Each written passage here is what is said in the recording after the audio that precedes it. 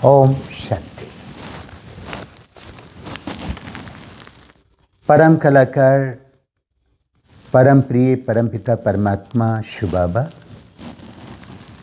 और आदि कलाकार, आदि कवि प्रजापिता ब्रह्मा बाबा और उनकी प्रिय संतान आत्म रूप में विश्व मंच पर अपना अभिन्न पार्ट, विशेष पार्ट बजाने वाले विशेष कलाकार सभी आत्माओं को और उनमें भी अपनी विशेषताओं, प्रतिभाओं, हुनर से, कला से इस जगत को कलात्मक बनाने वाले सभी कलाकार भाई बहनों का मैं बहुत बहुत हार्दिक स्वागत करता हूँ।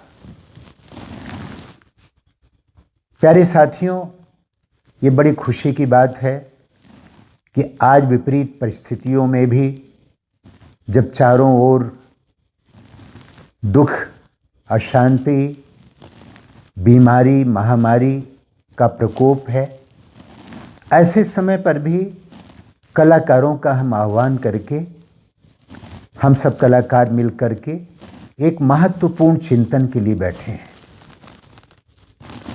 और वो चिंतन है कि सुखी, शांत और सुसंस्कृत समाज की रचनाकार कलाकार कैसे कर सकते हैं। रचनाकार कलाकार हैं तो उसके लिए आपको हम सब ने आह्वान किया है। इस कला सम्मेलन के माध्यम से आप एक बहुत अच्छी अपनी जो है प्रेजेंटेशन दे सकते हैं, बहुत अच्छी प्रस्तुति दे सकते हैं। मुझे खुशी है कि आज के समाज को सुखी और शांत और सुसभ्य हमारे कलाकार ही बना सकते हैं। इसलिए कलाकारों के लिए सम्मेलन रखा गया है। कलाकारों में वैसे भी बड़ी गजब की प्रतिभा होती है जो सामान्य लोगों से अलग होता है। इसलिए कहा गया है कि कलाकार को प्रभु ने सौंपी है सुंदर सौगात। कलाकार को प्रभु ने सौंपी है सुंदर सौगात, तभी मानते सभी हैं दिल से कलाकार की बात। तभी मानते सभी हैं दिल से कलाकार की बात। प्यारे भाइयों और बहनों, आज समाज में हर तरफ से सब कोशिश की जा रही है, चाहे वो राजनीतिक स्तर पर हो, आर्थिक स्तर पर हो, सामाजिक स्तर पर हो, धार्मिक स्तर पर हो, सब समाज को सुखी, शांत और सुसंस्कृत बनाने में लगे। लेकिन ये कार्य संभव तब हो पाएगा जब हमारा कलाकार वर्ग सामने आएगा, क्योंकि कलाकारों ने, इतिहास इस बात का साक्षी है कि जब जब भी संकट आया है तो कलाकारों ने एक नई दिशा दी है, एक नया मोड़ दिया है। जो कार्य तलवारों ने नहीं किया वो कार्य कलाकारों ने किया। जो कार्य हथियारों ने नहीं किया वो कार्य अखबारों ने किया, और वो भी कला का ही माध्यम है। तो हम सब जानते हैं कि कलाकार ये कार्य संभव कर सकता है।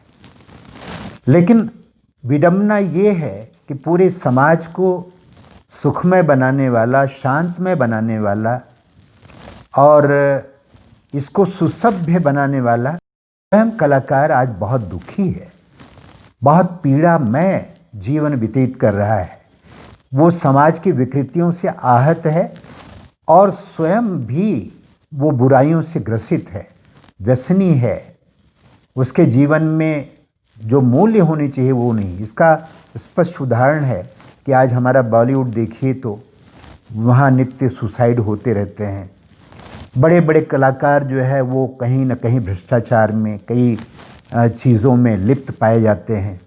कल मैंने एक व्हाट्सएप पे ऐसे सुना, हंसी की थी कि कहाँ पर कलाकारों के नाम आते थे कि इनकी फिल्म रिलीज़ होने वाली, उनकी डेट रिलीज़ होती थी कि ये डेट पे फिल्म रिलीज़ होगी, और अब होता है कि वो पेशी में जाने की तारीख, डेट जो है वो रिलीज़ हो रही है।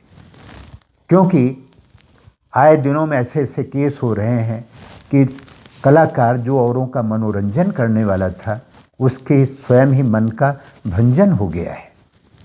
ये कहना अतिशयोक्ति नहीं और यथार्थ भी नहीं और असत्य भी नहीं कि आज वो कलाकार जो समाज को नई दिशा और नई दशा देने में सक्षम था, आज वही कलाकार बड़ा हतोत्साहित है, बड़ा निराश है, बहुत ही किंकर्तव्य मूढ़ बन गया है।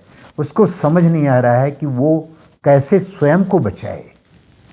इसलिए समय छीन है, ये समय की आवश्यकता थी कि ऐसे टॉपिक लिया जाए।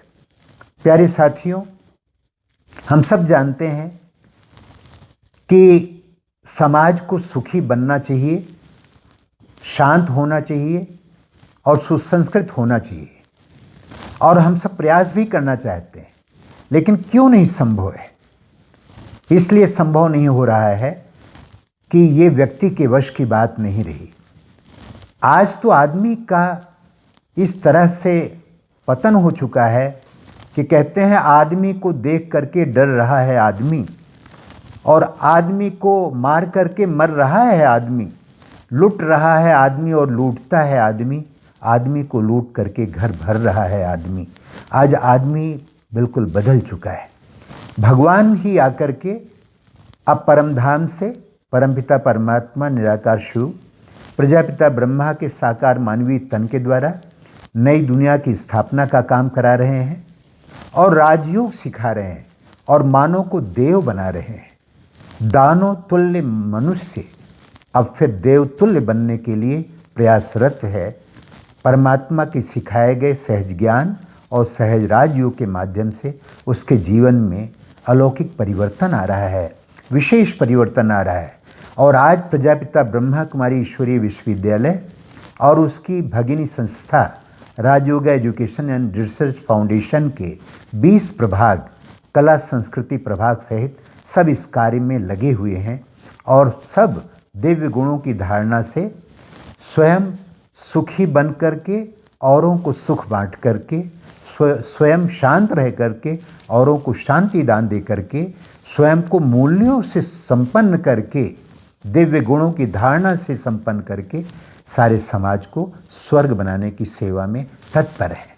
इस सेवा के लिए, इस क्रम में, इस ईश्वरीय योजना में आप सभी कलाकारों का मैं भी ईश्वरीय विश्वविद्यालय की ओर से बहुत बहुत स्वागत करता हूँ। और मैं कहना चाहूँगा कि जब कलाकार राजयोगी बनेगा तब वो विपरीत परिस्थितियों में भी स्वस्थिति को बना सकेगा, स्वयं सुखी रह करके औरों को सुखमय बना सकता है, औरों को भी सुखी बना सकता है। आज की स्थिति यह है कि सब सुख चाहते हैं, लेकिन सबको सुख बराबर हम देते रहें। कोई किसी के दुख से हम प्रभावित ना हो जाए, दुखी ना हो जाए। जो स्वयं दुखी रहेगा वो औरों को सुखी कैसे बनाएगा? जो स्वयं अशांत रहेगा औरों को शांति कैसे दे सकेगा? जो स्वयं ही व्यसनी है, चरित्रहीन है, या उसके अंदर दिव्य गुण नहीं है, आसुरी अवगुण है, वो दैवी गुण संपन्न समाज की रचना कैसे कर सकेगा? इसलिए आज राजयोग की बड़ी आवश्यकता है। जब आप राजयोग सीखेंगे तो राजयोग से बड़े फायदे हैं, और वो फायदा एक ये है सबसे बड़ा कि राजयोग सीखेंगे, स्वयं को जानेंगे, पहचानेंगे तो स्वयं को शक्तिशाली बना सकेंगे। इसके अलावा जब कलाकार राजयोग सीखेगा तो राजयोग सीखने से परमात्मा का यथार्थ परिचय मिलेगा, उससे संबंध जोड़ेंगे, योग करेंगे तो योग से ईश्वरीय गुण और ईश्वरीय शक्तियाँ प्राप्त होंगी। आपका आत्मबल बढ़ेगा, मनोबल बढ़ेगा, आपके अंदर दिव्य गुणों की धारणा बढ़ेगी और सारे विश्व की आप निस्वार्थ निर्मल सेवा कर सकेंगे। और उसके लिए अपने आचरण को बहुत अच्छा बना सकेंगे, क्योंकि सुसंस्कृत समाज का मतलब है कि चरित्रवान समाज, मूल्यनिष्ठ समाज।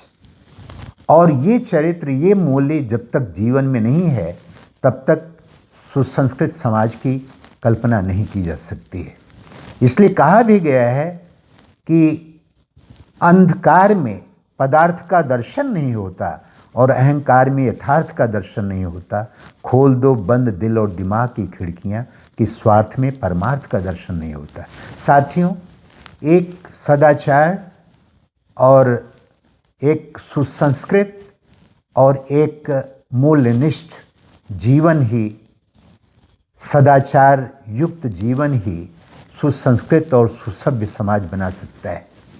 कहते हैं राष्ट्र नहीं बनता कोरे भाषण से वादों नारों से, राष्ट्र नहीं बनता कोरे भाषण से वादों नारों से, और राष्ट्र नहीं बनता ऊंचे मंदिर मस्जिद मीनारों से, राष्ट्र नहीं बनता उद्योगों व्यापारों से, राष्ट्र नहीं बनता हथियारों तलवारों से, राष्ट्र तो बनता है अपनी जनता के आचार विचारों से, राष्ट्र तो बनता है अपनी जनता के आचार विचारों से।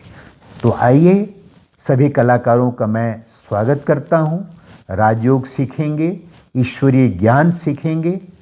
मैं उम्मीद करता हूँ कि इस सम्मेलन के माध्यम से सभी कलाकार जहाँ भी रहते हैं, अपने सेवा क्षेत्र पर भी रहते हुए, अपने घरों में रहते हुए राजयोग की शिक्षा प्राप्त करके अपने जीवन को योग युक्त बना करके, दिव्य गुणों से युक्त बना करके, और इस सुसंस्कृत समाज, सुखी समाज, शांतमय समाज की रचना में अपना अमूल्य सहयोग दे सकते हैं।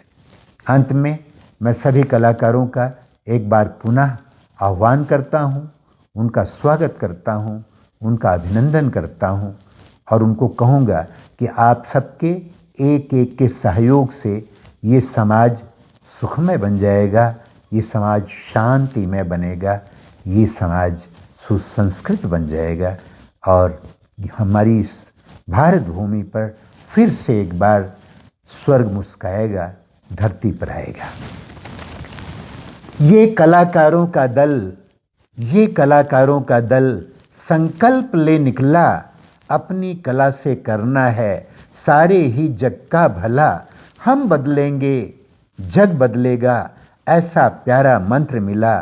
शांत सुखी आनंदमय जीवन की ओर कलाकार चला, शांत सुखी सुसंस्कृत समाज की ओर कलाकार चला, सुसंस्कृत समाज की ओर कलाकार चला। नमस्कार, ओम शांति।